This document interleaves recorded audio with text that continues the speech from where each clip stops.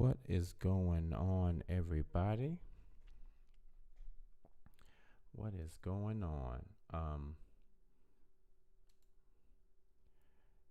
Yeah, it's been a crazy time.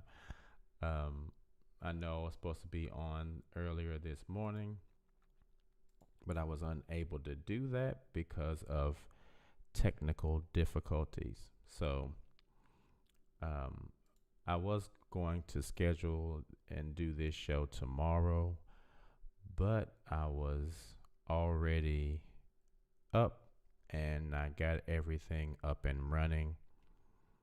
So I thought I would go ahead and just go ahead and start now. It took it took me a long time to get this new setup going. So basically what had happened was um, I needed to get a new computer because I was streaming on my Surface Pro, and it was doing the job well enough, but there were a lot of times when it wasn't working well because it wasn't able to do everything that I was asking it to do. So having to get a new computer, and in getting a new computer, I found out that I needed to install a lot more stuff in the computer. I had to install graphic cards. I had to install hard drives and grams, and then my lapel mic that I normally use didn't work with that computer. So I had to get a new little breakout box. And then I had to get a new microphone. And so I had to configure all of those things. So it took a while to get everything right, but I think everything is right now. So I thought I would just go ahead and talk because I'm kind of tired. So if I look tired, it is because I am tired. I've been up all night working on this thing. So I probably won't be on very long, but hopefully everything works much better. Hopefully it looks a lot better, a lot more smooth, a lot better, which I think it does. So I wanted to talk today about, so you left the org, now what? And the reason why I really wanted to talk about this was because as an ex Jehovah's Witness, there's a lot that we look at on the internet, especially YouTube, and I wonder at what point do we cut that off? At what point do we say, okay, that's enough? I know enough about this. And the thing that really made me talk about this, what's going on, Great Dane? What's up, Shiloh? I'm not a huge Bible person anymore. But for some reason, I was watching something on Netflix, some documentary, and it reminded me, and actually, no, I was watching something on YouTube, and one of the things that was going to be shown was about Sodom and Gomorrah. And I stopped and I thought about the story of Sodom and Gomorrah. And it's, in my mind, it's a pretty ridiculous story. But in thinking about it again, I thought maybe there is one little part of that story that is applicable. And so, just for the sake of anybody who may be watching this on down the line that is not an ex Jehovah's Witness or a current Jehovah's Witness or not someone that is in the Bible at all, basically, to paraphrase, the story of Sodom and Gomorrah. Sodom and Gomorrah was a city that was, I guess you could say, rampant with everything bad. That was rampant fornication, that was rampant, you know, in God's view, rampant homosexuality, rampant everything that God thought was a bad thing. And so God supposedly said, Lot, you're the only good man in this place. So I'm going to blow this place up. And so there were two angels that were in Sodom and Gomorrah, and they went to go tell Lot, look, get your shit and get ready to get up out of here, because God's going to blow this bitch up. You know how he is, and you know how he gets. And he's in one of his moods where he's ready to blow something up.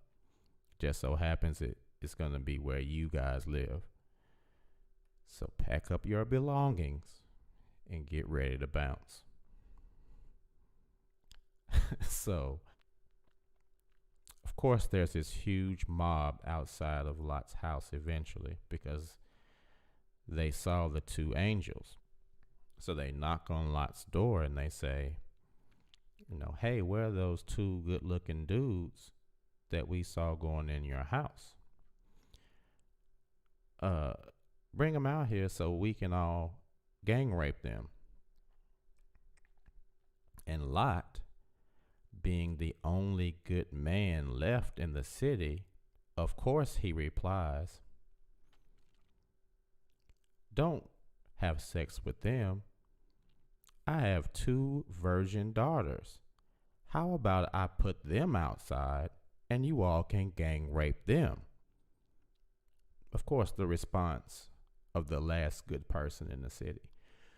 I was having a conversation with my ex-wife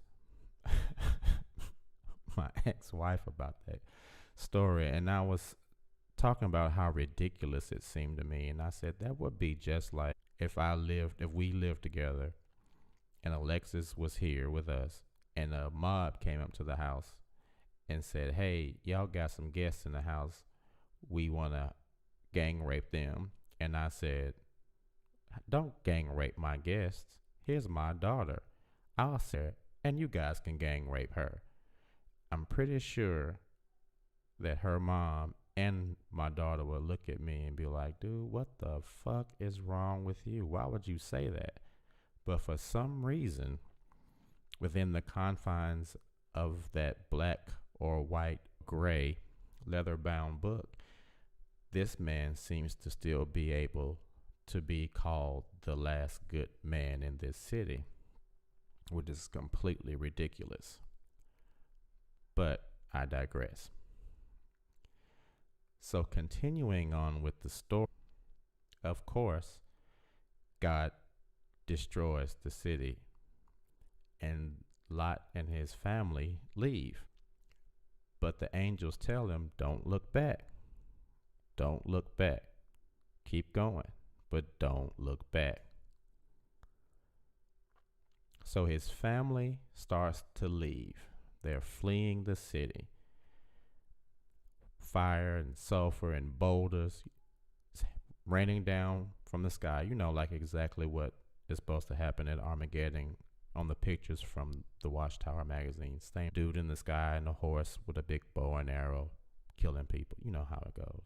You get it. You know it. At a certain point, as they're leaving the city, of course, Lot's wife looks back.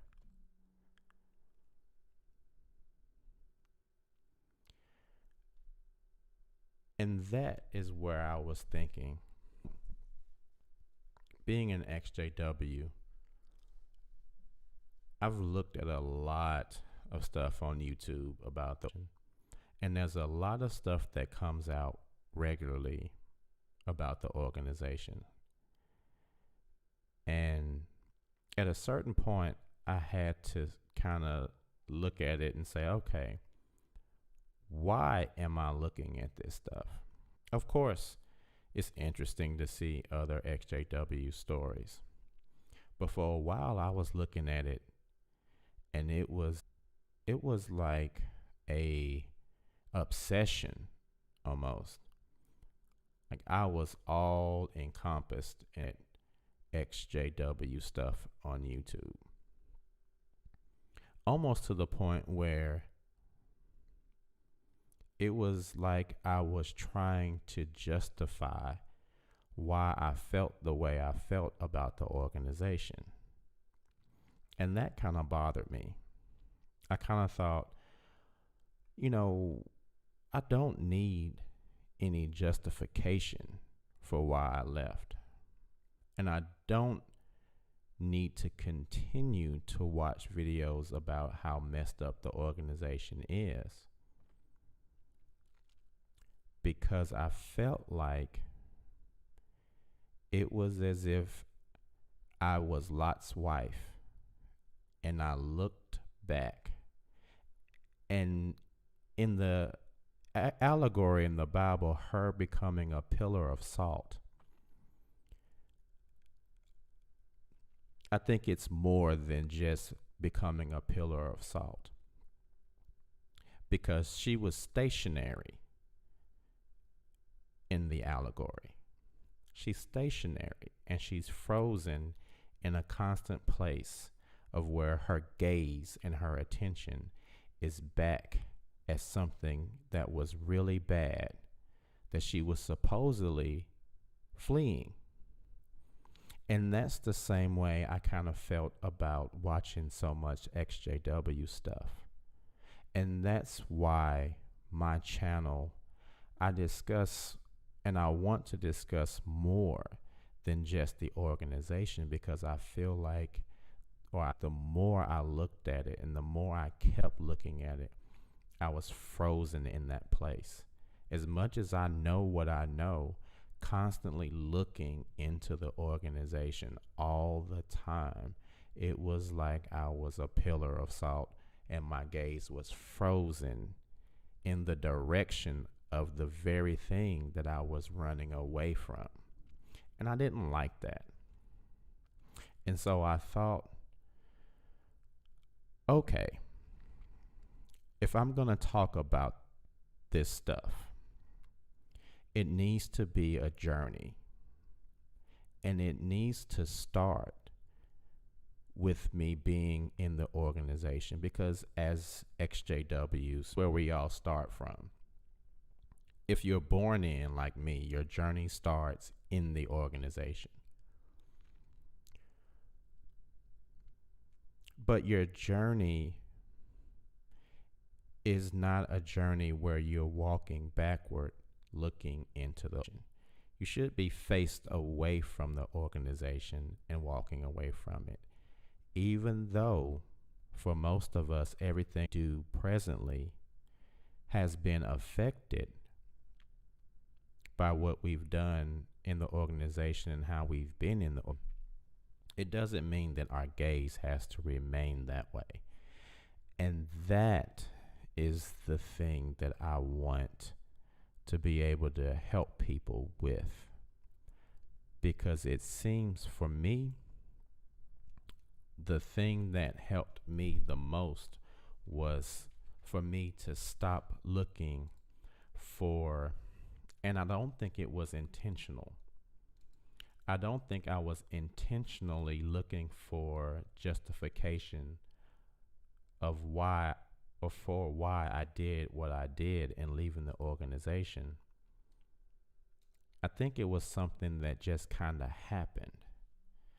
And subconsciously, I would see something and I would say, yep, that's why. Yep, that's why. Yep, that's right, that's right. They're that, they're this, they're that. They did that, they're doing this. They knew that, and I already know that, and we already know that. So while I greatly appreciate that every XJW does on YouTube. I think we have to get to a point where we say, okay, so we've left the organization. Now, how do we turn our gaze in the direction of where we're going? And at what point do we see that our gaze is maybe pointed in the wrong direction?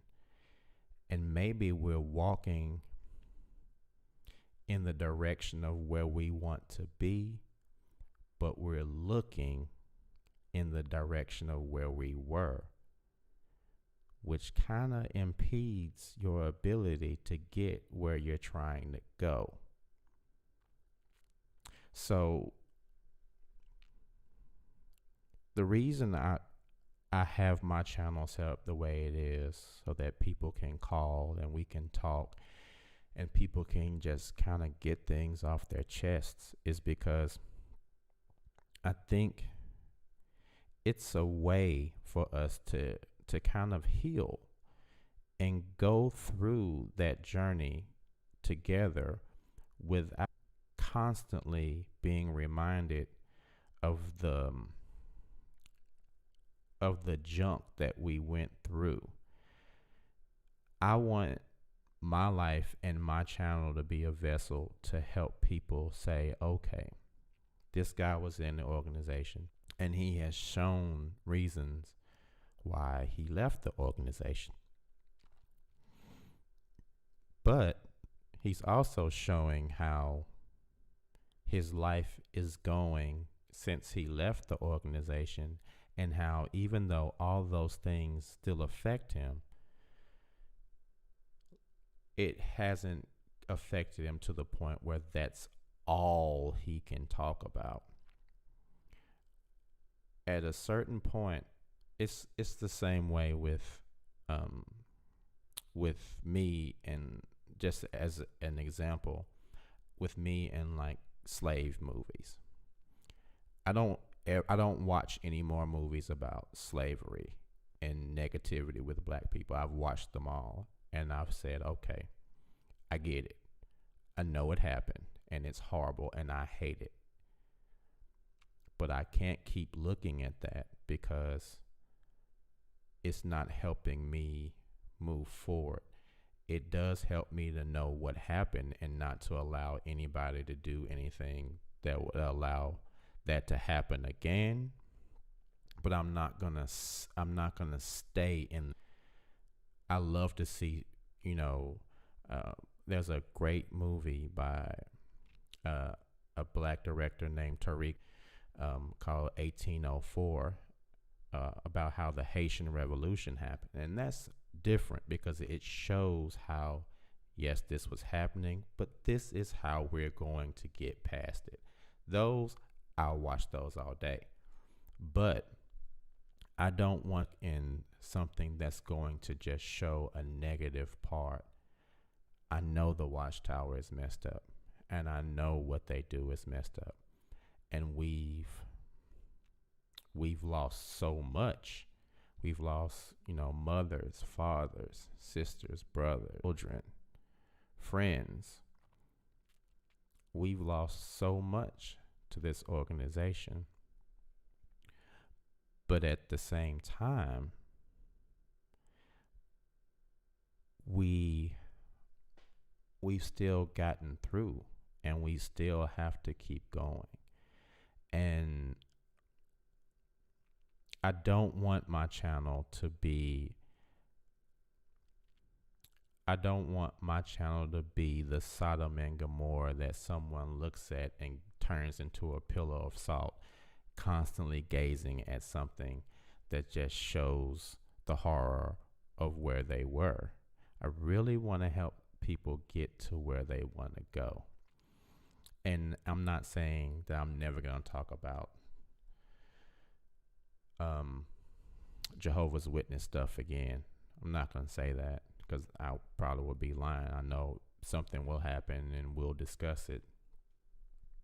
But I really I really want to say this because I know there are times when I talk about things that are way not about Jehovah's Witness stuff.